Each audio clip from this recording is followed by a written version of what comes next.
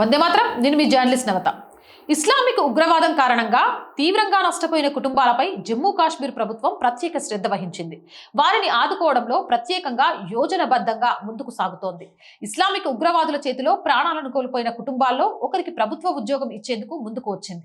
గతంలో కూడా కొందరికి ఇలానే ఇచ్చింది. తాజాగా lieutenant governor Manoj Sinha Islamic ఉగ్రవాదుల చేతిలో ప్రాణాలు కోల్పోయిన 50 కుటుంబాలకు ఉద్యోగ నియామక పత్రాలను అందజేశారు. దీంతో వారి కుటుంబీకులకు గొప్ప ఊరట లభించింది.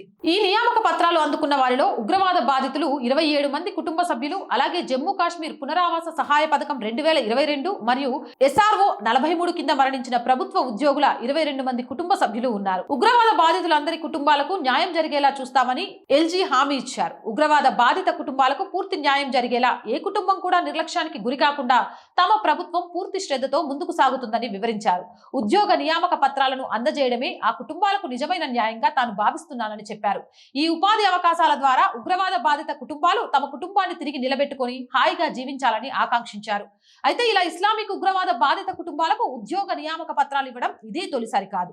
గత ఏడాది 14 జూలై మాసంలోనూ 40 మందికి LG మనోజ్ సిన్హా ఉద్యోగ నియామక పత్రాలను అందజేశారు. ఇక అదే ఏడాది ఆగస్టు మాసంలో 15 మంది బాధిత కుటుంబాలకు ఉద్యోగ నియామక పత్రాలను అందజేశారు.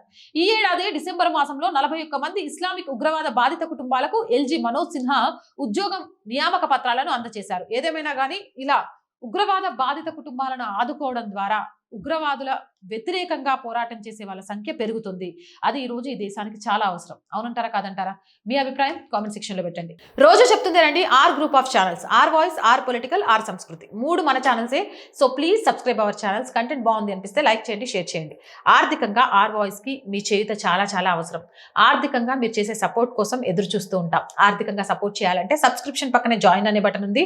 1 to 5 లెవెల్స్ ఉన్న ఏదో ఒక లెవెల్లో సపోర్ట్ చేయండి. లేదా స్క్రీన్ మీద గూగుల్ పే, ఫోన్ పేతో పాటు అకౌంట్ డీటెయిల్స్ ఉన్నాయి. మీకు తోచిన సహాయాన్ని అందించవచ్చు. వ్యాపార ప్రకటనల కోసం 8328500576 నెంబర్ని సంప్రదించండి. జై హింద్, జై భారత్.